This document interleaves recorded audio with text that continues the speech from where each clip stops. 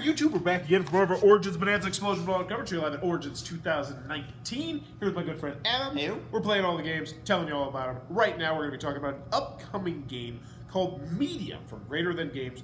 2 to 8 players, 30 to 45 minutes, ages 10 plus. And this was pitched as the mind-reading party game. I do want to mention we played the prototype of this, so we're not going to be talking about the components too much, just the general gameplay. We also had a very interesting game of this, so I do want to say that if I screw up on some of the rules, that's because the original demoer who taught it to us was not quite so sure, and he taught us the best way he thought he could. And then the actual designers of the game were like, oh, this is actually how you're supposed to do it, so I might get a couple things jumbled up. But the general premise of this is you're trying to earn a certain number of points over X rounds, and you're trying to get the most points. It's a party game where essentially you're going to have a handful of, what was it, 6 cards I think it was? Yeah. And you're on a team, and me and Adam would have a card, and I would play down a card, and it might say baseball.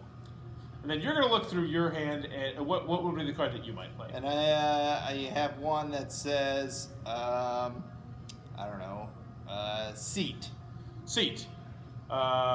So now what we're trying to do is we're both in our head thinking of the word that connects those two things.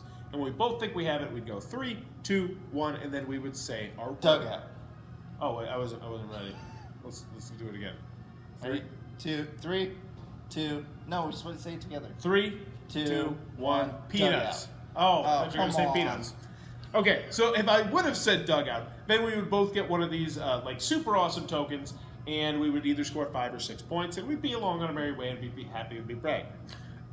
Since we didn't, and I said peanuts and you said dugout, those are now our 2 new words. So we're thinking, what do peanuts and dugout have in common? Now, the obvious answer is baseball, but since baseball was one of the previously used words, we can't do that.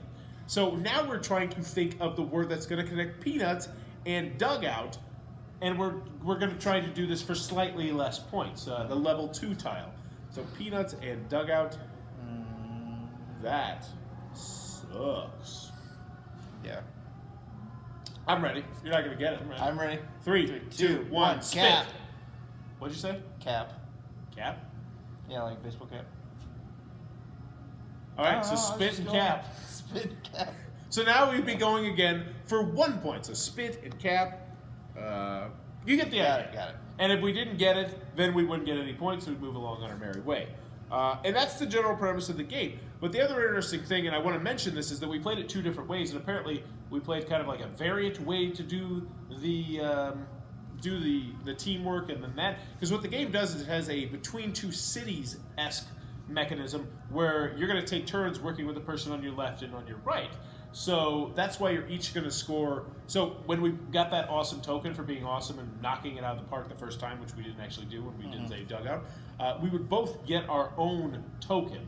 And so it is a competitive game, but you're going to be teaming up with other people trying to essentially read their mind. And you have a combined pool between each of the people that you're playing with. Yes. The game ends when there's a crystal ball that's somewhere in the bottom of the deck and it triggers the end of the game. There's also 2 special cards that you start with that you can save for points to save for points, and they're worth 2 points, or you can utilize them. I think one of them was like to jump in and be like a third wheel and try and match what they're saying, and if you can do that, then you get the points. And I don't remember what the other one was off the top of my head. I probably should have written it down, but that's, Yeah. what am I do? I didn't have a pen. But that's the general gist of the game. I think I covered most of that stuff. What'd you think? I enjoyed it. I thought it was an interesting social experiment. Yes. I feel like sometimes it's difficult. Like, it's more rewarding to get it on the, like one of the creators said, it's more rewarding to get it on the 3rd one than on the 1st one. Because you were just so lost. Like spit and cap.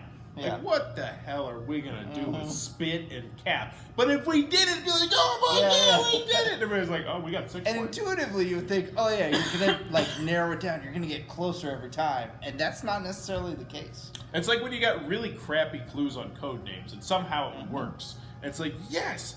I really, really like this game. I think this is the kind of game that if it gets enough eyeballs on it, I think it could be a huge hit. Oh, for sure. And it's one of those games also where, despite the fact we started playing it incorrectly and then they told us the right way to do it, I like both ways to do it. It seems like the kind of game where it's more about having the fun, but at the same time, there's definitely a game there. There's absolutely the point system there, and it's concrete. Sure. But I feel like there's a lot of different ways you could house rule it. I was talking to them about potentially just making some sort of game where you just put out the 2 cards in the middle, then everybody just says one thing at the same time, and you score points maybe based on that. Oh, another interesting thing. They were telling us that the base game's gonna. Did you have it written down there? Comes in with like 9 decks, and so each deck is like curated so that you don't just have like a lot of things that are foods. Yeah. Because obviously, if it's like I don't know, cheeseburger and pizza. 3, 2, 1, food. Oh, like, yeah. So they actually like selected the words in each deck so that it wouldn't be like that. It wouldn't just be a category. Yeah. And then she was talking about there's some kind of like bonus thing that they were going to put in that had more decks or something. I don't know. But yeah, I like that it's thought out. It's not just here are some words. Yeah. You know. We played it 4 players. We all really enjoyed it. This is definitely one I'd love to put in my collection when it comes out. I think it's going to be a great party game. I really do. I think this is going to be up there with Codenames, or the kind of thing where, and Letter Jam eventually, where it's like just, it's easy to learn, it's easy to teach, and it's just fun. We laughed a lot. Yeah. So that is Medium for Greater Than Games. One of those games where you're like, why hasn't anybody thought of this? But I'm glad somebody finally did.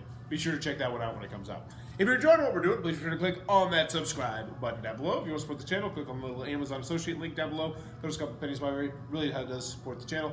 And in the comments below, let me know. Uber or Lyft? Which one? In my experience, Lyft is a little bit cheaper. Oh, wow. I've never actually used Lyft because I don't want to have 2 apps because my phone's a piece of garbage. But now that you say it's cheaper, and I'm really cheap, I'm going to have to go to Lyft. And I've used it a limited amount, so don't yell at me for saying that. It's just my experience. Yeah, let me know in the comments below, especially if you're yelling at Adam. And as always, thanks for your time, YouTube.